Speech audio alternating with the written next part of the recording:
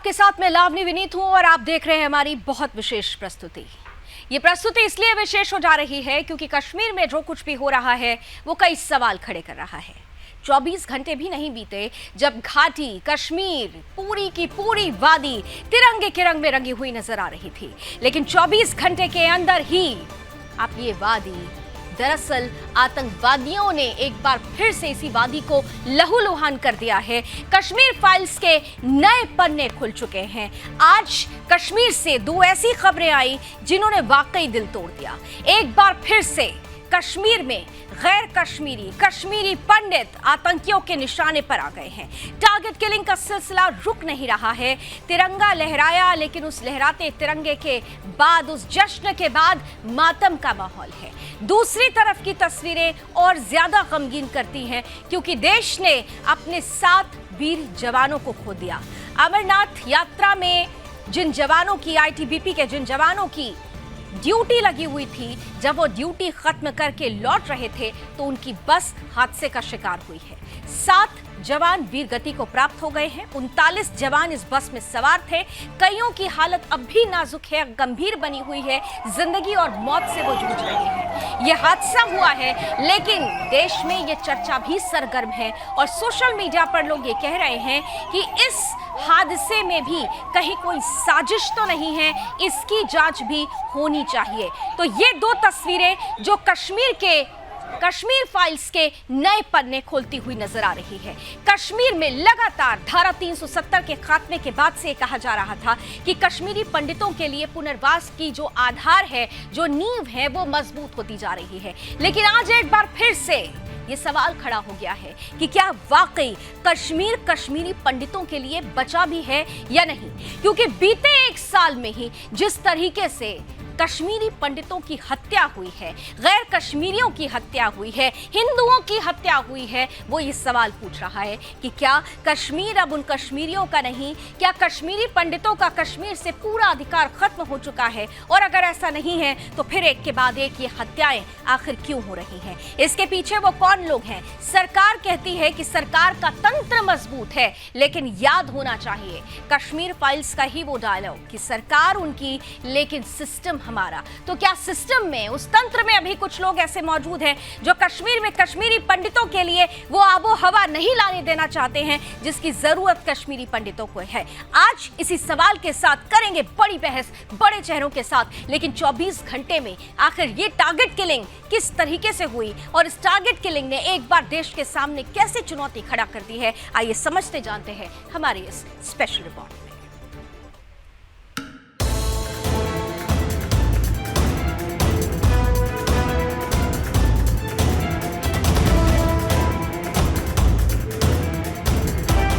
धरती का स्वर्ग यानी अपना कश्मीर, जहां सब जाना चाहते हैं, लेकिन इस स्वर्ग पर पाकिस्तानी गीदड़ों की नजर है जो इस स्वर्ग को तबाह कर देना चाहते हैं। ये गीदड़ हर रोज कश्मीर को अपना निशाना बनाते आ रहे हैं, टारगेट किलिंग करते आ रहे हैं और अभी भी ये टारगेट किलिंग रुकने का नाम नहीं ले रही है। हर बार की तरह इस बार भी कश्मीर से दिल दहला देने वाली खबर सामने आई। हालात ऐसे हैं कि कश्मीर में कश्मीरी पंडितों की हत्या का सिलसिला रुकने का नाम नहीं ले रहा है। आतंकवादी इतने बेखौफ हो चले हैं कि परिणाम की परवाह किए बिना ही नाम पूछकर कश्मीरी पंडितों को अपना शिकार बना रहे हैं। सेब के बाग की ओर जा रहे 2 कश्मीरी भाइयों को आतंकियों ने अपना ग्रास बना लिया। आपको बता दें, ये दोनों भाई दक्षिण कश्मीर के शोपियां के रहने वाले हैं। आतंकवादियों ने पहले तो दोनों भाइयों का नाम पूछा और जब पता चला कि दोनों भाई कश्मीरी पंडित हैं तो दोनों पर अंधाधुंध गोलियां बरसा दी। वहीं इस फायरिंग में सुनील कुमार भट्ट की मौत हो गई, जबकि उनके भाई गंभीर रूप से घायल हो गए। घायल हुए भाई का इलाज अस्पताल में जारी है और पुलिस भी पूरे मामले की जाँच कर रही है। लेकिन इस सबके बीच एक सवाल जो लोगों के दिलों में उफन रहा है वो ये है कि आखिर कश्मीरी पंडितों की मौत का ये किस्सा कब थमेगा? आखिर कब कश्मीरी पंडित भी खुली हवा में बेखौफ होकर सांस ले सकेंगे? सुदर्शन न्यूज के लिए सूरज प्रताप सिंह की रिपोर्ट।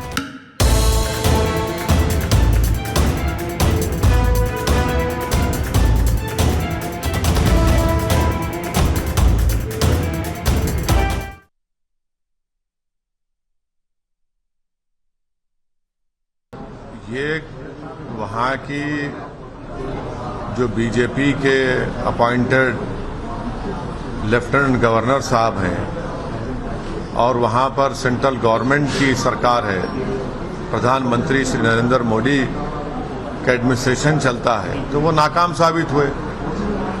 370 इसलिए हटाया देश को ये कहकर के पूरे पंडितों को फायदा होगा, कश्मीर में अमन हो जाएगा। तो ये तो पहला हमला नहीं है कश्मीरी पंडित पर, जो बरसों की मेहनत के बाद उनको लाकर वहां पर वो आ रहे थे, रह रहे थे। आज वो उनको आप उन कश्मीरी पंडितों को आप बिल्कुल ही अनसेफ कर दिए, और वो इसलिए अनसेफ हो रहे हैं क्योंकि आपकी सरकार ने उनको के सेफ्टी प्रोवाइड करने में सरासर नाकाम साबित हुई है। और कश्मीरी पंडित तो अब कश्मीर छोड़ के जाना चाह रहे हैं। हमने और आपने देखा कि वो प्रोटेस्ट कर रहे थे रोडों पर आकर, उनके एनक्लेव्स को रातों में पुलिस बंद कर दी थी कि वो निकल कर ना जाए कहीं। तो ये मोदी सरकार की नाकामी का एक और मिसाल है कश्मीर में, और इसकी पूरी जिम्मेदारी जो है वो भारतीय जनता पार्टी और उनकी सरकार पर आती है कि उन्होंने वो कश्मीरी पंडितों को उनकी जान की हिफाजत करने में नाकाम साबित हो रहे हैं। ये उन लोगों के, तमाम लोगों के मुंह पे तमाचा है जो कश्मीर फाइल्स में हुए फिल्मों को काल्पनिक बता रहे थे। उन 500, 1000, 5 लाख लोग जो अपने घरों से निकाल दिए गए थे, उनके बारे में जो बोल रहे थे उनको कि ये तो हो नहीं सकता, ये प्रोपेगेंडा फिल्म है या इस फिल्म को यूट्यूब पे वगैरह देखना चाहिए। पहली बात तो मैं उनसे कहना चाहूँगा कि आपसे बड़ा पाखंडी मैंने दुनिया में नहीं देखा है, और आप उस ट्रेजेडी पर काम करते हैं। ये बहुत सारे लोग भी मैं देखता हूँ सोशल मीडिया बोलते हैं अनुपम खेर अब कहाँ हैं, शोपियान की। अरे हमने कश्मीर फाइल्स बनाई तो आपके दिल में दर्द जागा और आपके पास वो व्यंग बातें आई कि ये सब हो रहा है। ये बिल्कुल शर्मनाक बात है कि अभी भी कश्मीरी पंडितों के साथ वही अत्याचार हो रहा है। मतलब कश्मीरी पंडित क्या, वहाँ पर तो अपने ही लोगों को मार रहे हैं, जो भी हिंदुस्तान के साथ खड़ा है उसको वो मार रहे हैं। लेकिन कश्मीरी पंडितों का तो पिछले 30 साल से ऐसा हो रहा है, और इसकी जितनी भी ज़्यादा निंदा की जाए कम है। देखिए, जिस टेररिस्ट ने आपको मारना है, कितने लोगों को आदमी वो देगा, संरक्षण दे सकता है। ये मनस्थिति जो है वो चेंज करनी पड़ेगी। इसमें ये मनस्थिति यहाँ के हमारे कुछ खास किस्म के बुद्धिजीवियों को भी चेंज करनी पड़ेगी। मैं बहुत अवॉइड करता हूँ लोगों को जो मुझे मैसेजेस पे लिखते हैं, अरे यहाँ ये हो गया कश्मीरी पंडितों के साथ, अनुपम खेर ने तो पैसे बना लिए या पिक्चर बना ली। हमने वो पिक्चर बनाई है तो आपका दर्द जागा है, वरना 30 साल तो वो सारे लोग थे ही नहीं। किसी ने कश्मीरी पंडितों के साथ कंधे पर कंधा रख के किसी ने दुख नहीं बहाया। अब ये सिर्फ क्रिटिसाइज करके हमको सोचते हैं कि इनका खुद का काम हो गया है।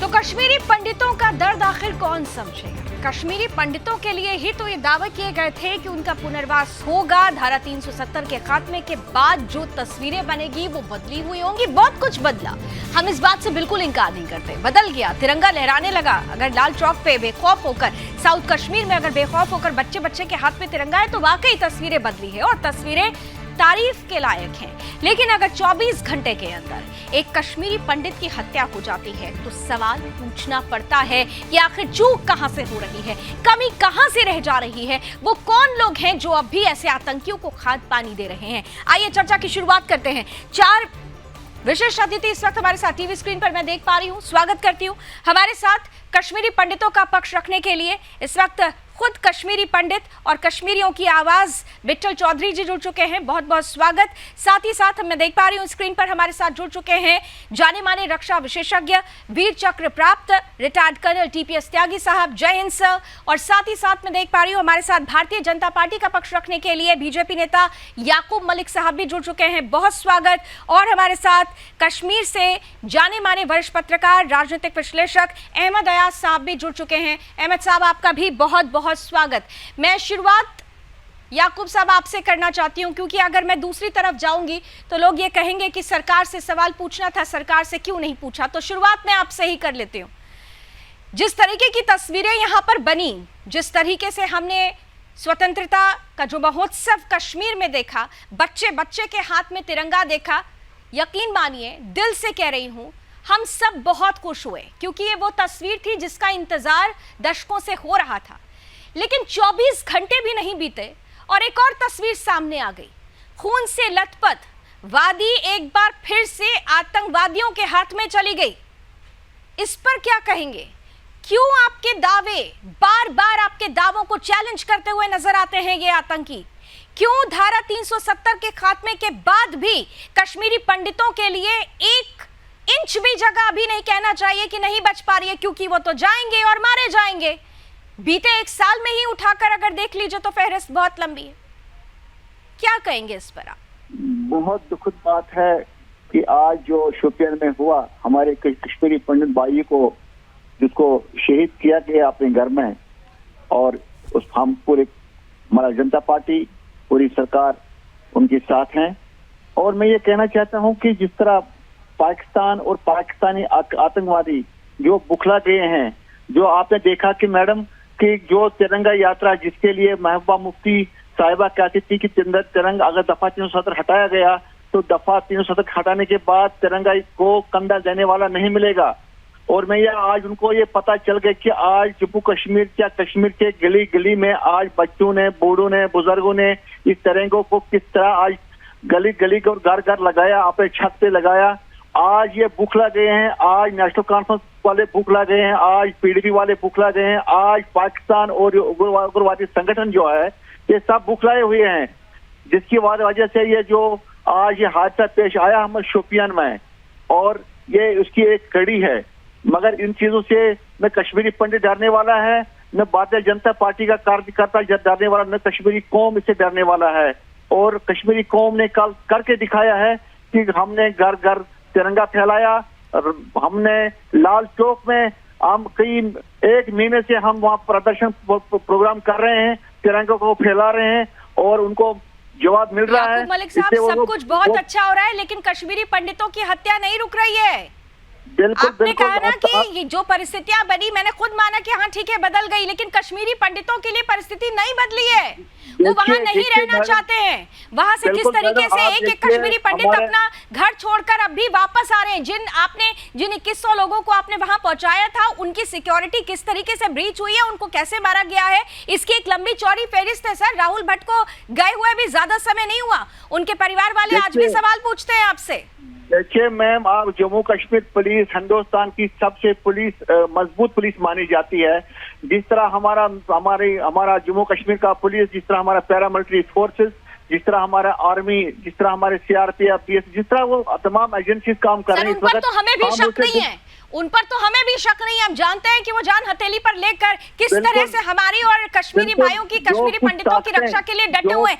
लेकिन सवाल ये है कि जो इंटीरियर इलाके हैं जहां पर कश्मीरी पंडितों को टारगेट किया जा रहा है, सर सेब के बागान में घुसकर कौन पूछता है कि भाई तुम्हारा नाम क्या है, और नाम बताया और गोली मार दी। देखिए मैम, इनको हमारी डेवलपमेंट पहुंचती नहीं है। जिस तरह नरेंद्र मोदी जी की नेतृत्व में जो इस वक्त डेवलपमेंट हो रही है हमारे कश्मीर में, हमारे जम्मू कश्मीर में, किश्तवाड़ में, डोडा में, पूंछ में, राजौरी में, पूरे जम्मू कश्मीर में जिस तरह डेवलपमेंट हो रही है, इसी तरह से बुखलाए हुए हैं ये या जो बाकी यहाँ बौखलाए हैं। ठीक है, आप कह रहे हैं वो बौखलाए हैं, बौखलाहट का ये एक नतीजा है।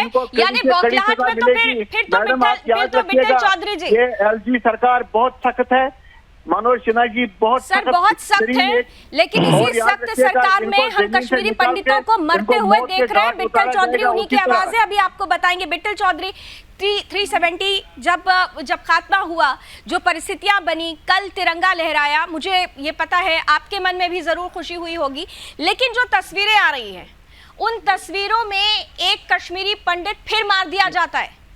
फिर ये कहा जा रहा है कि यहाँ पर ये बौखलाहट है। तो फिर 370 जो हट गया था और कहा गया था एक बदलाव आया, क्या वो सिर्फ ऑप्टिक्स मात्र था जो तस्वीरें बनी हैं? देखिए, 370 हटने के बाद, डेवलपमेंट बहुत ज्यादा होने के बाद अब वो बौखला चुके हैं, इसलिए वहां के आतंकवादियों ने हथियार उठाए। तो 1990 में वो क्यों बौखला गए थे और क्यों 2000 कश्मीरी हिंदुओं को मारा गया था? तब कौन सी बौखलाहट थी उनको कि वो उनको मारा गया? 1986 में, 1967 में, 1962 में, 1948 में, 1931 में, 1870 में, ऐसे बहुत सारी लंबी लिस्ट है। 1339 के बाद लगातार ये बौखलाहट किस चीज की है कि वहां से कश्मीरी हिंदुओं को नाम लेके टारगेट करके जनेऊ देख के उनके आज भी जो कश्मीरी हिंदू मारेंगे उनका जनेऊ भी पूरा लाल हुआ है उनके खून से।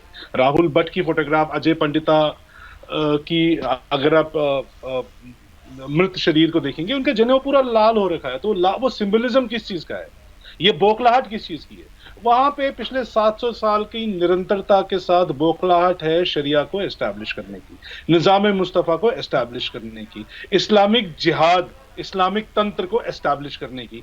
अब आप कितना मर्जी डेवलपमेंट कर लीजिए, आप कितने मर्जी तिरंगा यात्रा निकाल लीजिए, ये वही लोग हैं जो 1947 में भी डल लेक में तिरंगा यात्रा हुई थी, नेहरू जी आगे, शेख अब्दुल्ला पीछे पीछे। 1948 में वो शेख अब्दुल्ला ने अपना पूरा स्टैंड बदल दिया था।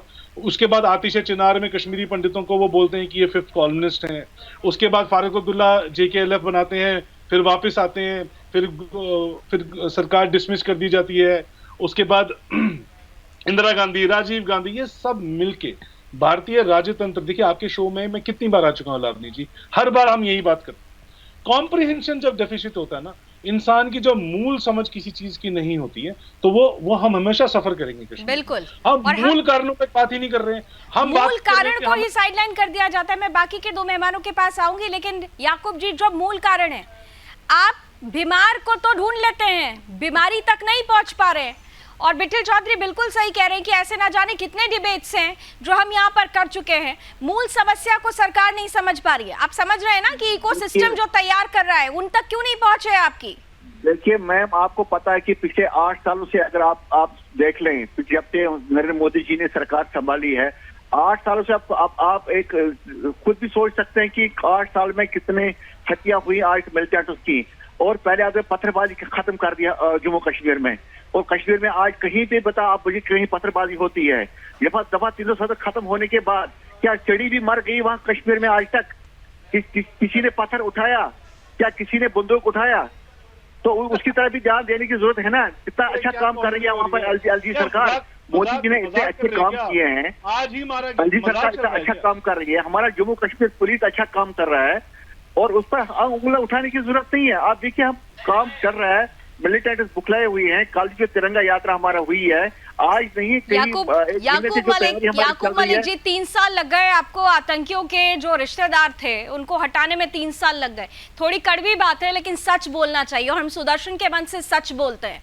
बीजेपी की मैं कोई स्पोक पर्सन नहीं हूं, और इसीलिए बहुत सारे लोग कहते हैं कि बीजेपी का पक्ष रखने के लिए ज्यादा समय दिया जाता है। हम आपको सुन लेते हैं, और इसीलिए मैं कह रही हूं कि आपने इतना बढ़िया काम किया, जो बढ़िया काम किया उसकी तारीफ, लेकिन 3 साल लग गए थे आतंकियों के रिश्तेदारों को बाहर बर्खास्त करने में। अहमद अयाज साहब, पहले आपके पास, फिर टीपीएस साहब आपके पास आती हूँ तीनों का व्यूज लेने के बाद। अहमद अयाज साहब क्योंकि राजनीतिक विश्लेषक भी हैं और कश्मीर को बहुत करीब से समझते हैं, पहले भी अहमद साहब इस तरीके की डिबेट्स में हम जुड़ चुके हैं। जब राहुल भट्ट की हत्या हुई, जब रजनीबाला की हत्या हुई, उस वक्त भी मेरा एक ही सवाल था, सरकार को पानी पी पी कर कोसा जा रहा है, लेकिन क्या रिस्पॉन्सिबिलिटी सिर्फ और सिर्फ सरकार की ही है, या कश्मीर में रहने वाले वो लोग इसके लिए ज्यादा रिस्पॉन्सिबल हैं जो चाहते ही नहीं है कि कश्मीरी पंडित वहां वापस आए?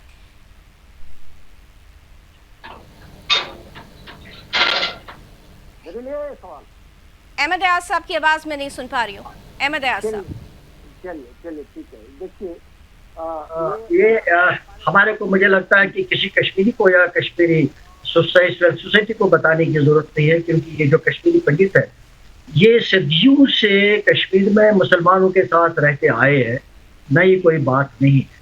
अब बीच में हालात ऐसे हो गए किस कश्मीरी मुसलमान के साथ रहते हुए? यहाँ तो पहला कश्मीरी पंडित मारा गया था, और उसका पड़ोसी भी, टू बी वेरी ऑनेस्ट, कौन था ये बताने की जरूरत नहीं, और किसने इशारे से बताया भी था, और मारे जब वो गए थे, उनकी हत्या हुई थी, तो उसके लिए कौन रिस्पॉन्सिबल था?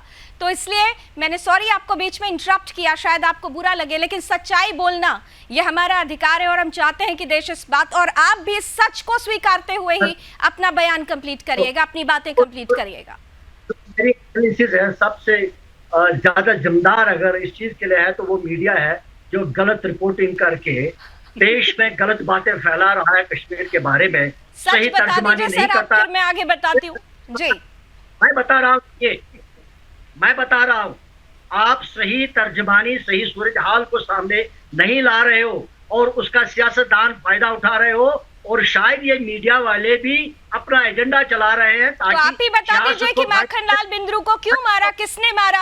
आप बता दीजिए वीरेंद्र पासवान को किसने मारा, रजनी बाला को किसने मारा, राहुल भट्ट को किसने मारा, रंजीत कुमार को किसने मारा, 2 मजदूर जो वहां पहुंचे हुए थे, गरीब थे, उन्हें किसने मारा, अजय भट्ट को किसने मारा? तमाम जो लोग हैं उनके बारे में थोड़ा बता दीजिए आप। और अब सुनील भट्ट को किसने मारा? देखिए, आप सुनने की क्षमता तो रखिए, सवाल तो आप करते हो, ठीक है जवाब तो सुनते नहीं। मैं अनइंटरप्टेड आपको 1 मिनट देती हूँ सर, लेकिन सच बोलिएगा, मुझे मजबूर मत करिएगा। आप बहुत वरिष्ठ पत्रकार हैं, मुझे आपको टोकने के लिए मजबूर मत कीजिएगा। वो भी आपकी गलती रहती है, वो भी पत्रकारों की गलती है कि आप बोलने नहीं देते। अच्छा, जब सच पूछ लिया तो पत्रकार की गलती, मीडिया रिस्पॉन्सिबल। सच बोल दिया तो पत्रकार की गलती, क्योंकि आप उस चीज को एक्सेप्ट नहीं कर पाए, आपके एजेंडे में वो फिट नहीं बैठा। आपके एजेंडे में कश्मीरी मुसलमान तो है, लेकिन कश्मीरी पंडित नहीं है। कौन सा ऐसा क्या अहमद अयाज साहब अपने दिल पर हाथ रखकर कह सकते हैं कि कितने कश्मीरी पंडितों को आपने अपने आसपास बसा लिया और ये कहा हो कि हिम्मत रखो, मैं तुम्हारे साथ खड़ा हूं, देखता हूं कौन आके तुम्हें गोली मारता है? एक फैमिली का नाम बता दीजिए, एक पर्सन का नाम बता दीजिए आप। मेरी एज 70 है और मैं 70 साल से देख रहा हूँ। 90 के बाद सिचुएशन चेंज हो गई, उसमें कोई शक नहीं है। जब मैंने अभी पहले बात की कि सदियों से, आप शायद समझते नहीं हो, मैंने बोला सदियों से यहाँ कश्मीरी पंडित और मुसलमान रह के आए हैं, तो 90 के बाद हालात चेंज हो गए, उसमें कोई ये नहीं है, कोई नहीं बता रहा। और 90 के बाद जो सिचुएशन पैदा हुई, और जैसे किसी को कभी सर दर्द होता है तो हम ऊपर से उसको सिर्फ पैरास्टामोल देते हैं, ये जान के कि भाई सिर दर्द हो गया। लेकिन असल बात जो है, सर दर्द का वजह जानने की जानना जरूरी है। अगर यह पैरास्टामोल से चलता तो फिर 90 से आज तक 32 साल हो गए, और 32 साल से वही हाल है जो 90 में था। तो इसका मतलब है कि हम सही सूरज हाल को समझ नहीं पा रहे, और समझने पाने के बाद भी इसका ट्रीटमेंट भी नहीं कर रहे। सूरत हाल क्या है सर, थोड़ा ये भी बता दीजिए। अगर हम हाल ही में ये देख लें कि जब बहुत मुश्किल से कश्मीरी पंडित यहाँ नौकरी करने के लिए आए और राहुल पंडित की हलाकत हुई और कश्मीरी पंडित यहाँ से भाग गए, उन्होंने रिएलोकेशन की बात करी, उन्होंने प्रोटेक्शन की बात करी, और फिर भाग जम्मू चले गए, बाकी जगहों पर चले गए। तब से भी आप, अरे साहब, अभी तो आप कह रहे थे कि सब मिल के रह रहे थे, तो उनको फिर प्रोटेक्शन की आवश्यकता क्यों पड़ी? अगर आप कह रहे हैं वहां पर कुछ भी सब कुछ ठीक ठाक है, कश्मीरी मुसलमान ये चाहता है कि कश्मीरी पंडित आए, तो कश्मीरी पंडित को प्रोटेक्शन देने की जरूरत ही नहीं थी, उसकी मांग ही नहीं करने की जरूरत थी। आप भी देखिए, आप सिक्के के दोनों पहलू में बड़ी सहूलियत के साथ चुनाव कर रहे हैं सर, आप बहुत सहूलियत के साथ चुनाव कर रहे हैं। आप भी बीमारी की तरफ जा रहे हैं, लेकिन बीमारी में भी आप सहूलियत कर दे रहे हैं। टीपीएस सर का मैं जरा एक रिस्पॉन्ड ले लेती हूँ आपकी बात पर, फिर मैं आती हूँ आपके पास। और विठल साहब भी हैं, वो कश्मीरी पंडित हैं, वो आपको बताएंगे सच क्या है। टीपीएस त्यागी साहब, I am just coming to you. Ahmed साहब, अभी बहुत टाइम है, I am just coming to you sir, please. आप गलत तरीके से, यही मसला बनता है, यही मसला है जो देश में आप फैला रहे, हम फैला रहे हैं सर। मैंने तो आपसे सीधा एक सवाल पूछा, आपने कश्मीरी पंडितों और कश्मीरी मुसलमानों की बात की, मैंने आपसे पूछ लिया कि कश्मीरी मुसलमान, एक कश्मीरी बता दीजिए कि एक किस कश्मीरी पंडित को बुलाकर बगल में रखा हो और ये कहा हो कि तुम रहो हिम्मत से, हम हैं तुम्हारे साथ। बता दीजिए ना, फिर आप बता दीजिए कि क्यों सुनील भट्ट को मार दिया गया। टीपीएस साहब, कश्मीर के बारे में एक पता नहीं, और आपको ये पता होना चाहिए। अगर आपको सूरज हाल का पता होता तो फिर आप मुझे ये नहीं बता देते कि आप खड़ा हो जाओ। आपको मालूम होना चाहिए कि कश्मीरी पंडित गन के डर से 90 में यहाँ से भाग गया। क्यों भाग गया? क्योंकि गन का डर था, और कश्मीरी मुसलमान को वो डर नहीं है। कौन कश्मीरी मुसलमान आपको लग रहा है सड़क पर खड़ा होकर गन के खिलाफ खड़ा हो जाएगा और मौत को दावत देगा? क्या बात कर रहे हो? आपको पता भी नहीं। क्या बातें आप कर रहे हैं सर? पहले टीपीएस साहब आपका रिएक्शन ले लेती हूँ, फिर विठल चौधरी आपको ज्यादा अच्छे से बता पाएंगे, क्योंकि वो भी इंतजार कर रहे हैं कि कम से कम उनकी घर वापसी हो सके। जानी मैं इतना बता रहा हूँ कि 370 हटने के बाद पॉलिसी चेंज हुई, बहुत बदलाव आया, काबिले तारीफ बदलाव आया, तिरंगे झंडे फहराए गए, लेकिन सिस्टम पूरी तरह से चेंज नहीं हुआ। जो वहाँ के तहसीलदार है, जो वहाँ के कानून को है, जो वहाँ के पटवारी है, जिनको ये बताया गया कि अगर कोई बाहर का आदमी आके जमीन खरीदे तो केवल पैन कार्ड और आधार कार्ड के बेसिस पर खरीद सकता है, लेकिन उन्होंने कहा नहीं। उन्होंने कहा साहब इसके लिए आपका डोमिसाइल जरूरी है, जबकि डोमिसाइल केवल नौकरी के लिए या जॉब के लिए जरूरी था। ये बड़ी छोटी सी बात थी जिसको पकड़ा जा सकता था। देखिए, कोई समस्या आदमी से बड़ी नहीं होती। वहां का जो सिस्टम है उसके लिए जिम्मेदार लेफ्टिनेंट गवर्नर है। तो लिहाजा इस मामले में एक प्रश्न इस बात पे उठेगा कि सिस्टम को बदले बगैर पॉलिसी का इफेक्ट नहीं आएगा। जब तक आप सिस्टम नहीं बदलेंगे, तो पहली बात तो ये कि सिस्टम को बदले। दूसरी बात, अक्सर जो हमारे राजनीतिक विशेषज्ञ हैं वो ये कहने लगते हैं कि साहब दिल जीतने के लिए अब उल्टा लटक जाए क्या? अरे दिल जीतने के लिए उल्टा लटक जाए क्या? इसमें ऐसी स्थिति में जो पिछले 70 साल की बीमारी है, उस बीमारी में दिल जीतने की नहीं, पहले खौफ पैदा करने की आवश्यकता है। और मैं तो एक बहुत बढ़िया सॉल्यूशन बताता हूँ, कश्मीरी पंडित भी आ जाएंगे और वो सुरक्षित भी रहेंगे। 60,000 सिपाही हर साल फौज से सेवानिवृत्त होते हैं, आप उनको बसा दीजिए, उनमें से 1/4 को भी बसा दीजिए सरहद के ऊपर। मजाल है जो कोई ड्रग स्मगलिंग या कोई आतंकी आ जाए, और जो आतंकी अंदर है उन आतंकियों को पकड़ने के लिए ऐसे काम नहीं चलेगा। सर, क्या हुर्रियत के ऊपर बैन लगा? मुझे बताइए। और जो बैंड ऑर्गेनाइजेशन है, क्या उनके जो हेड है उनको पकड़ा गया? अरे आप पियादों को मार रहे हैं, आप जिन लोगों को मार भी रहे हैं वो पियादे हैं, वो बड़े नहीं है। जो बड़े हैं उनको पकड़े। वो कौन है? वो है जो आतंकियों की हिमायत करने लगते हैं। अब ये टारगेट किलिंग हो रही है। जिस किसी ने भी ये टारगेट किलिंग की है, क्या ऐसा है कि उसका मालूम नहीं है? उसका मालूम है लोगों को, लेकिन वो उसे शरण देते हैं, और जो शरण दे रहे हैं वो ज्यादा बड़े गुनाहगार हैं। उनके ऊपर सबसे पहले वज्र चलना चाहिए, और ये कोई बहुत बड़ा मुश्किल काम नहीं है। 2 जगह भी चला तो बाकियों को अपने आप इबरत हासिल हो जाएगी। ऐसे लोग जो 8% के ऊपर वहां के मेंबर ऑफ पार्लियामेंट बने और ये कहते हैं कि साहब चीन का अगर राज आ जाए तो हिंदुस्तान से अच्छा। ठीक है त्यागी साहब, आप जिस तरफ इशारा कर रहे हैं बेटर साहब, दरअसल त्यागी साहब भी वही कहना चाह रहे हैं कि सरकार बदल गई लेकिन तंत्र नहीं बदला। जैसा मैंने अपनी ओपनिंग में ही कहा था कि वो जो सिस्टम है, जब तक सिस्टम के लोग नहीं बदलेंगे, जो कल एक छोटा अगर कोई कांस्टेबल था, अगर वो बड़े ओहदे पर पहुंच गया है तो उसके पास तो पावर भी अब ज्यादा हो गई है। तो अगर इस तरीके का कोई सिस्टम है, मैंने जस्ट एक एग्जाम्पल दिया कि ऐसा अगर सिस्टम है तो तब तक कश्मीरी पंडितों के लिए वहां पर तैयार ही नहीं हो पाएगा वो इकोसिस्टम जिसमें वो जाकर सुरक्षित रह सके। विठल चौधरी, और दूसरा एक सवाल मैं और भी ऐड ऑन कर देती हूँ। जैसे अभी थोड़ी देर पहले अहमद अयाज साहब कह रहे थे कि सूरत हाल आप समझ नहीं रहे, तो आप कश्मीरी पंडित हैं, आप जरा सूरत हाल भी बता दीजिएगा साथ ही साथ। देखिए लावनी जी, कर्नल साहब की बात से मैं पूरा सहमत हूँ, और आपने जो बात बोली है सिस्टम की वो भी सही है। अहमद अयाज साहब है, 70 साल की उम्र है, बड़े हैं, मैं तो 40 साल का ही हूँ, उनसे बहुत छोटा हूँ। लेकिन जितनी मेरी समझ है कश्मीर को लेके, जितना मैंने पढ़ा है, मेरे कुछ मूल प्रश्न उनके साथ थे, कुछ मतलब बहुत ही स्पष्ट प्रश्न है, और शॉर्ट में आंसर दीजिए, लंबी डिबेट नहीं करेंगे। मीडिया 1990 में भी थी कश्मीर में, तो कश्मीर का जो नौजवान था वो कौन से सुदर्शन चैनल को देख के बंदूक उठाया था उसने? कौन सी लावनी विनीत की स्पीच सुन और पीछे शोर आ रहा है प्लीज।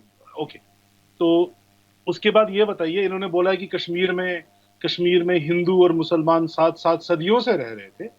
तो मुझे ये बताइए कि जब इस्लाम कश्मीर में आया और आज तक 1 करोड़, आप फिगर नहीं, मैं और बहुत ज्यादा जिम्मेदारी के साथ ये फिगर बोल रहा हूं आपको, 1 करोड़ 40 लाख वहां पे हिंदू कश्मीरी पंडित मारे गए हैं पिछले 700 साल में। 1 करोड़ 40 लाख, 14 मिलियन, वो किन्होंने मारे? चलिए आप बोलेंगे ये फिगर गलत है। 1941 का सेंसस था कश्मीर में, 17% कश्मीरी हिंदू वहां रहते थे। 1991 के सेंसस में 0.1 रह गए। तो ये जो बीच के 16.9% हिंदू थे, ये जमीन खा गई, आसमान खा गया, क्या हो गया इनके साथ? कहाँ हैं ये लोग? आज की डेट में कहाँ रह गए ये लोग? ये जो साथ में रहने का जो स्वांग है, ये जो साथ में रहने की जो नौटंकी है, ये जो साथ में रहने का जो शक्फा, सुनिए शांति से, आपको समय मिलेगा। ये जो कश्मीरियत है, ये जो कश्मीरियत का टर्म है, मुझे 1975 से पहले ये टर्म किसी भी हिस्टोरिकल बुक में दिखा दीजिए। 1975 से पहले जहां कश्मीरियत का शब्द का प्रयोग भी पहले हुआ हो। चलिए कश्मीरियत भी मान ली। 2008 में 2006 से लेकर 2010 के बीच में कश्मीर का जो इनका कॉन्स्टिट्यूशन था, जिसके लिए बहुत इन्होंने छाती पीटी, उसके लिए एक बीजेपी ने इंट्रोड्यूस किया कि इसमें सेकुलरिज्म शब्द, जो कि भारत के संविधान का हिस्सा बैकडोर से लाया गया, लेकिन है कि आप इसको सेकुलरिज्म का शब्द ऐड कर दीजिए। ये छाती पीट पीट के नेशनल कॉन्फ्रेंस, कश्मीरी मुस्लिम, वहां के अलगाववादी सड़कों पे आके थे कि यहाँ पे सेकुलरिज्म वर्ड भी ऐड नहीं होगा। क्यों? क्योंकि इनको वहां पे निजाम मुस्तफा शरिया को एस्टैब्लिश करना। लड़ाई ही वही है, लड़ाई गजवा हिंद की है। एक राहुल भट्ट, अहमद अयाज साहब, लड़ाई गजवाई हिंद की है। और ये मैं नहीं कह रही हूँ, ये कोई पत्रकार नहीं कह रहा, ये कश्मीरी पंडित कह रहा है। ये भी थोड़ा ध्यान में रखिएगा। मैं बताऊंगा, ये खुद बता रहे, मैं 40 साल का हूँ, 25 साल तो बाहर हो गए। इसका मतलब है जब ये यहाँ से चला गया 8 साल का, तो आप इसको अहमद अयाज साहब और विठल चौधरी जी को जरा आमने सामने लेकर आइए। अच्छा, वो तो बता रहा है कि मैं ये बहुत पहले की हिस्ट्री बता रहा है, जबकि 8 साल का बच्चा यहाँ से बात किया। इनको बताइए, भगा दिया गया शब्दों का प्रयोग कीजिए, भगा दिया गया। भागा नहीं मैं 8 साल का बच्चा भागेगा कैसे? बस पकड़ के तो नहीं भागा था मैं। जब मेरे पिताजी का नाम हिट लिस्ट में रखा था, कुछ था नहीं हमारे पास, आपका पूरा तंत्र फेल हो गया था, पड़ोसी को मार रहा था, औरतों का रेप हो रहा था, आरियों में से चीर दी गई थी, तब अहमद फयाज साहब बोल रहे थे कि भगा दिया। अपने शब्दों का प्रयोग ठीक कीजिए अहमद फयाज, अपने शब्दों का प्रयोग ठीक कीजिए। मैं बहुत तमीज से बात कर रहा हूँ आपसे, और मेरी उम्र में मत चाहिए, क्योंकि कोई 70 साल का होने का मतलब ये नहीं कि आपने पूरी जिंदगी देख ली, पूरी हिस्ट्री पढ़ ली। विवेकानंद 38 साल के थे, विवेकानंद 38 साल के थे। तो बेटे साहब, अयाज जी की भी बात सुन लेते हैं। अयाज साहब, नहीं, ये जो ये भाग गया कश्मीरी पंडित भाग गया ना, पहले इस चीज को रुकवाइए आप, क्योंकि ये इंसल्ट है। ये 7 लाख कश्मीरी हिंदू जो वहां से भगाए गए, और यही डिनायल है। कश्मीरी पंडित भागा नहीं था, भगाया गया था। आप बताइए, बोलिए अहमद साहब। अहमद साहब की आवाज नहीं क्लियर आ रही है, थोड़ी अहमद साहब की आवाज भी क्लियर करें। जी सर, बोलिए। जान लेना चाहिए 1947 में जब हिंदू मुस्लिम पूरे हिंदुस्तान में हो गया, पूरे मुल्क में हो गया, और कश्मीर पंडित कश्मीर में कैसे रह गए। उसके अलावा 90 तक 1931 में क्या हुआ था? 1931 में क्या हुआ था? 1931 में क्या हुआ था? आप 47 की बात कर रहे हैं। 1931 में क्या हुआ था? 1948 में क्या हुआ था? 1962 में क्या हुआ था? 1967 में क्या हुआ था? आप कुछ भी बोलेंगे, हम आपकी बात सुन लेंगे। आप मेरे को हिस्टोरिकल फैक्ट्स बताइए, मैं आपको डेट्स के साथ बता रहा हूँ। 13 जुलाई 1931 में क्या हुआ था? क्या एंटी-केपी राइट्स नहीं हुए थे? कश्मीरी पंडितों की दुकानें नहीं जलाई गई थी? 18 कश्मीरी औरतें आज भी नामो निशान नहीं है उनका, कहां गई वो? कुछ भी बोल रहे हैं। तीन चार सवाल पूछे। आपकी ये हमारे कश्मीर की हिस्ट्री 1400 साल पुरानी नहीं है, 10,000 साल से भी पुरानी हिस्ट्री है। आज 1400 साल से शुरू मत होइए। 1339 में आप लोग आए, वहीं पे कुछ रहिए आप। उसके बाद बार्बरिज्म, जेनोसाइड की हिस्ट्री है कश्मीर की। उससे पहले कश्मीर संस्कृति का केंद्र था। जब से आप लोग वहां पे आए, वहां पे सिर्फ जेनोसाइड हुआ है, सिर्फ लोगों को मारा गया, कतरे गए वहां पे लोग। ठीक है अहमद अयाज साहब, जवाब दीजिए। कि अगर आपका चैनल ऐसा काम करने लगेगी तो मैं शायद नहीं, चैनल कुछ काम नहीं कर रहा है सर। मैंने तो आपको भी मंच दिया है। विठल चौधरी की नाराजगी इस बात से है, वो कश्मीरी पंडित है, उनकी नाराजगी, उनका दर्द। आपने अभी कहा ना कि सब भाई भाई है, तो उनके दर्द को समझिए। आप उनके गुस्से में उस दर्द को समझ लीजिए। ठीक है अहमद अयाज साहब को मैं समय दे रही हूँ। विठल साहब 1 सेकंड उनकी बात भी सुनते हैं। अयाज साहब आप ही बोलिए। और अयाज साहब की आवाज जरा तेज करिए, मुझ तक आवाज नहीं पहुंच रही पैनल। एक ऐसा इंसिडेंट बताइए जब 90 तक कभी कश्मीर में ऐसा कोई हिंदू मुस्लिम वाक़ा हुआ हो कि जहां हिंदू को मारा गया हो, ऐसा बताइए। 1967 1967 9 कश्मीरी हिंदू मारे गए। गुलाम मोहम्मद सादिक चीफ मिनिस्टर, कौन सी दुनिया में हुआ? आप पता कीजिए, आप जर्नलिस्ट है, पता कीजिए। मैं आपको बता रहा हूँ 1967। नहीं, आप हिस्टोरियन है, आप विशेषज्ञ है।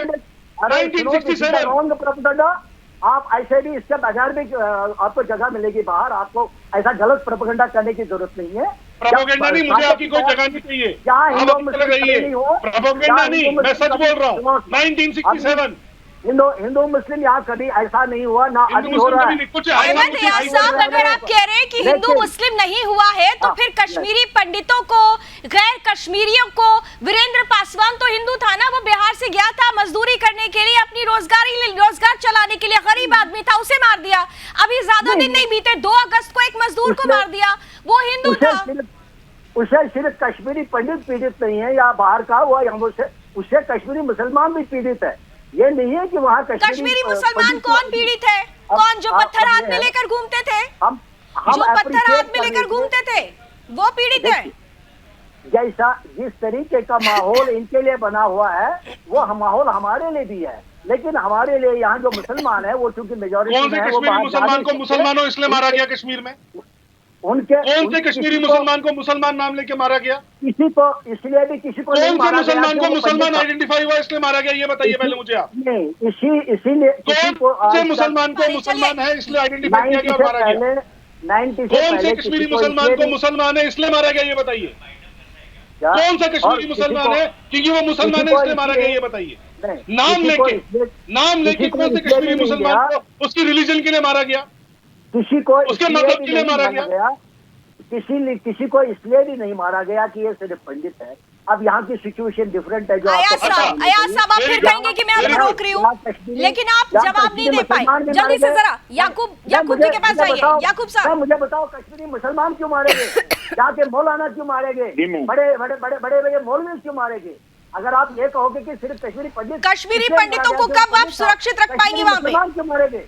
फिर कश्मीरी एक मुसलमान भी नहीं। मेरी आवाज आ रही है? बिल्कुल आ रही है याकूब साहब। मैं ये कह सकता हूँ कि अयाज साहब जो हैं 60 साल के बाद इसीलिए रिटायर किया जाता है कि वो दबा की तवाजुन भी इंसान का ठीक नहीं रहता है। तो ये 70 साल के बुजुर्ग हैं, आप इसको क्वेश्चन क्या करेंगे? आप तो ये दुख दर्द तो हम लोग ही समझ सकते हैं कि जिनके घर में मौत हो चुकी है, जिनके घर में घुसकर आतंकवादी घुसकर जिन्होंने कत्ल किया है, चुन के जो लोग मारे गए हैं आज तक। जैसे परसों 2 अगस्त को भी एक बिहार का वो आदमी था वंडीपोरा, उसको भी मार दिया। आप खूब निंदा करिए, लेकिन माहौल कब बनेगा? माहौल कब बनेगा कश्मीरी पंडितों के लिए? मेरा सवाल ये था। सरकार जो है बहुत निर्णय ले रही है और आप पुलिस को, जम्मू कश्मीर पुलिस को, आईजी साहब को भी अपना काम करने दीजिएगा और इनके पानी दूध का दूध निकलेगा। जल्दी से मैं कह रहा हूँ कि एलजी सरकार काम कर रही है, जम्मू कश्मीर पुलिस काम कर रही है। जो भी ये जो लोग हैं जिन्होंने ऐसा काम किया है, जिन्होंने बेगुनाह लोगों को मार दिया है, कश्मीरी पंडितों को कत्ल बहुत जल्दी